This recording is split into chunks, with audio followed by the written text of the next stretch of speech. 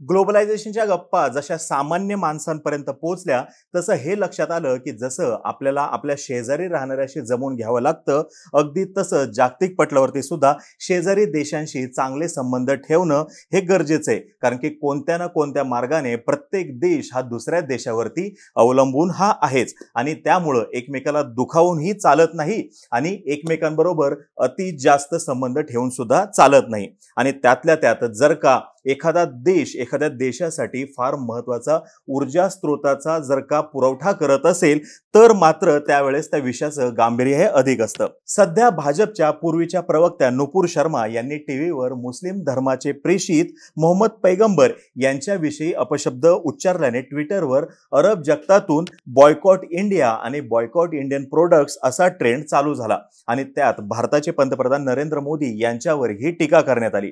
यानंतर तातडीने नुपूर शर्मा यांचं प्राथमिक सदस्यत्व भाजपने रद्द केलं. म्हणजेच काय तर विषय तितका गंभीर होता आणि यामुळेच आज आपण चर्चा करणार आहोत की आखाती देशांना दुखवणं हे भारताला का परवडणार नाही किंवा कोणत्याही देशाला दुसऱ्या एखाद्या देशांना किंवा ग्रुप ऑफ कंट्रीज जे आहेत यांना दुखवणं का परवडत नाही आणि वेगवेगळ्या 9 ते 10 मुद्द्यांना धरून आपण याच्याविषयीची माहिती घेऊयात.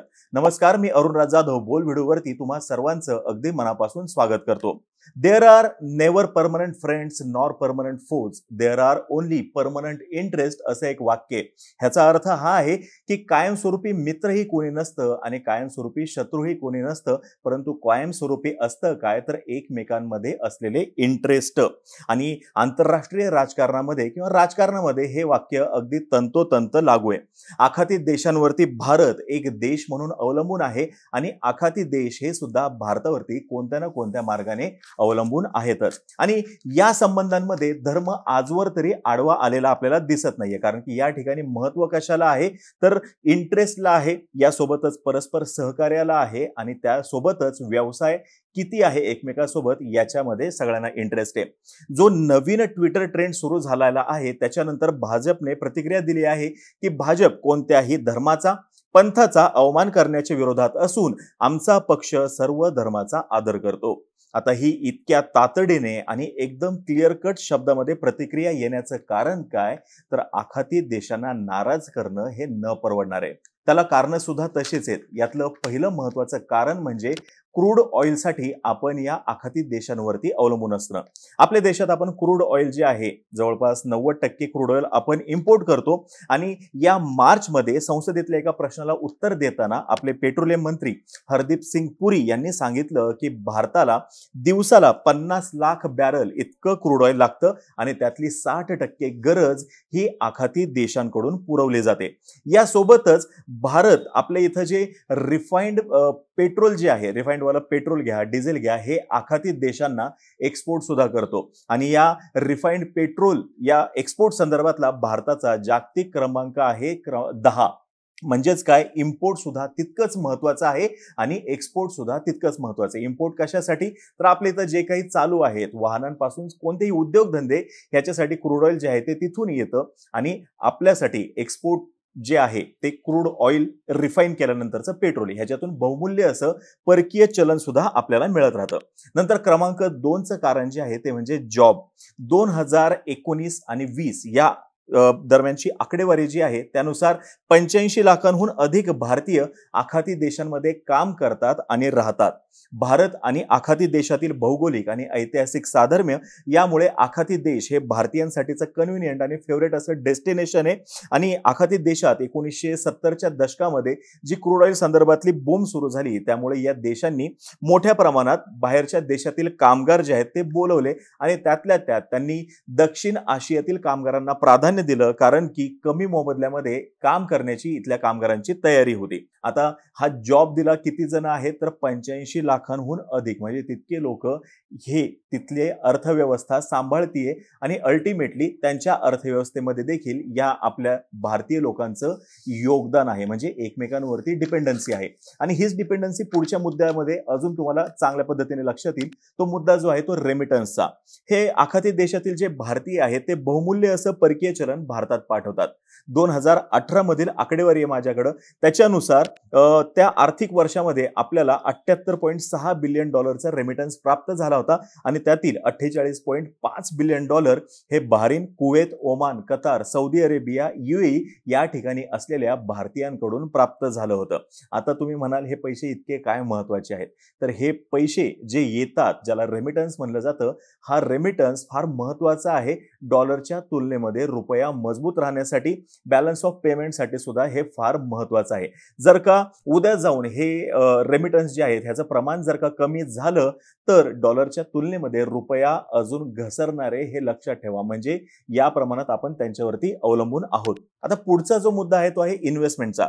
एप्रिल 2022 मध्ये एक बातमी होती, त्यानुसार गल्फ कॉर्पोरेशन काउन्सिल पुढील 6 महिन्यामध्ये काश्मीरमध्ये जवळपास 70,000 कोटी रुपये गुंतवणार आहे, ज्याच्यातून 6 ते 7 लाख नोकऱ्यांची निर्मितीचा अंदाज आहे. याच दरम्यान बहुसंख्य आखाती देश आणि भारत यांच्या दरम्यान फ्री ट्रेड अग्रीमेंट सुद्धा झालेला आहे आणि त्या संदर्भातल्या चर्चा सुद्धा सुरू आहेत. म्हणजे ही इन्व्हेस्टमेंट आपल्यासाठी फार महत्वाची आहे नोकरी निर्मितीसाठी. पुढचा मुद्दा आहे इम्पोर्ट आणि एक्सपोर्ट संदर्भातला. गल्फ कॉर्पोरेशन काउन्सिल सोबतच्या ट्रेडवरती जर का आपण लक्ष टाकलं तर 2019 या आर्थिक वर्षामध्ये जे काही एक्सपोर्ट झालं तर ते होतं $41.62 बिलियन आणि इम्पोर्ट होतं $79.71 बिलियन. 2020 या आर्थिक वर्षामध्ये हाच एक्सपोर्ट $40.46 बिलियन होता आणि इम्पोर्ट होतं तब्बल $80.46 बिलियन.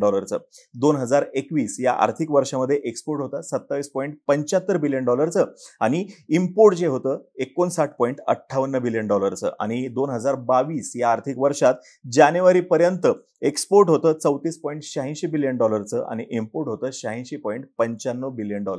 आता ह्याच्यातला इम्पोर्टवाला मुद्दा आपण बाजूला ठेवूत, पण एक्सपोर्ट इतक्या मोठ्या प्रमाणात जर का त्या देशाबरोबर होतोय तर नक्कीच ह्याच्यातून बऱ्यापैकी परकीय चलन आपण कमवतोय, जे फार गरजेचं आहे रुपया मजबूत राहण्यासाठी आणि एकूण अर्थव्यवस्थेसाठी सुद्धा आपल्या.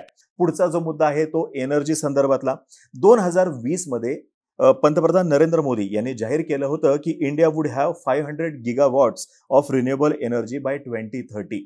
2030 पर्यंत रिन्युएबल एनर्जी मधून 500 गिगावॉट इतकी एनर्जी निर्मिती आपल्याला करायची होती. ज्याच्यानंतर मिनिस्ट्री ऑफ एक्सटर्नल अफेअर्सने एक स्टेटमेंट रिलीज केलं होतं, ज्यात असं सांगितलं होतं की it's a good opportunity for gulf corporation council जे आहे त्यांच्यासाठी. कारण की जर का भारताला इतकी वीज निर्मिती करायची आहे रिन्युएबल एनर्जीद्वारे तर त्याच्यातून होणार काय, प्रतिवर्षी किमान $120 बिलियन ते $160 बिलियन गुंतवणूक होणं अपेक्षित आहे 2025 पर्यंत.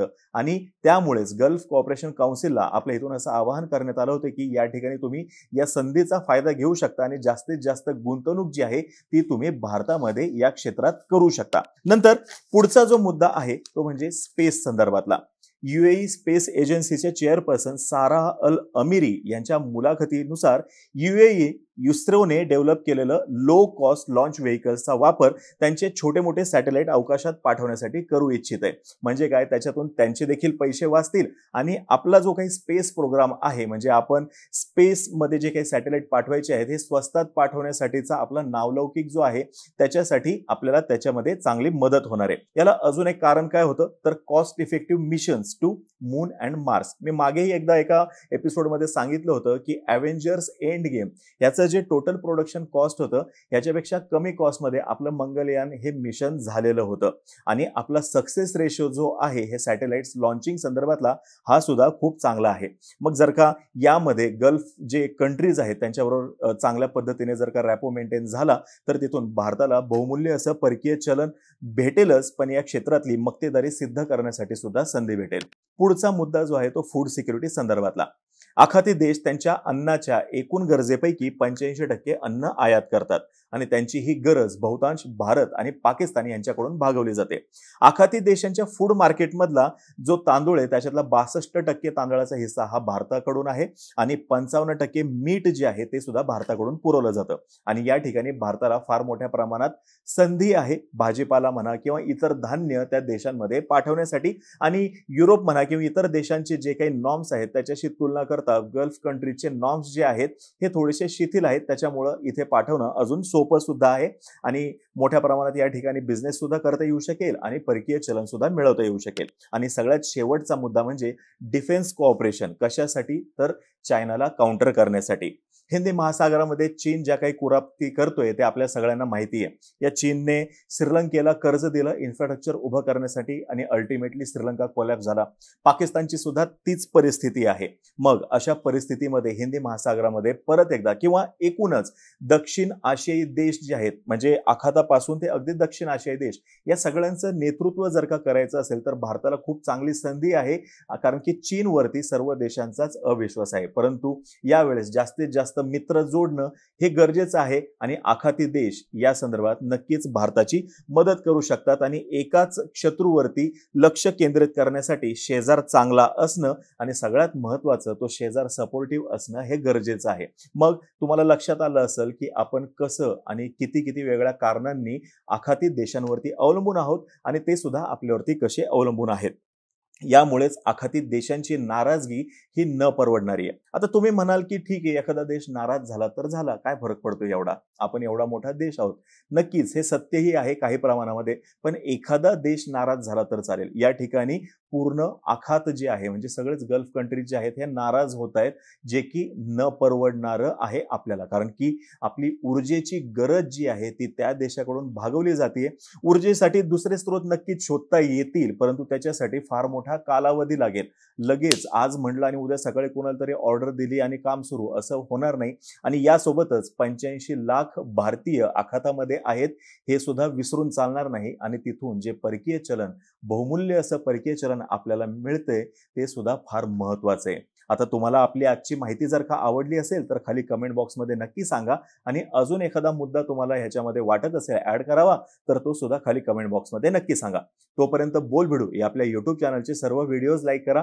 आम्हा सर्वांचे व्हिडिओ जास्तीत जास्त लोकांपर्यंत पोहोचवा आणि चॅनलला सबस्क्राईब करा तेवढं विसरू नका. धन्यवाद.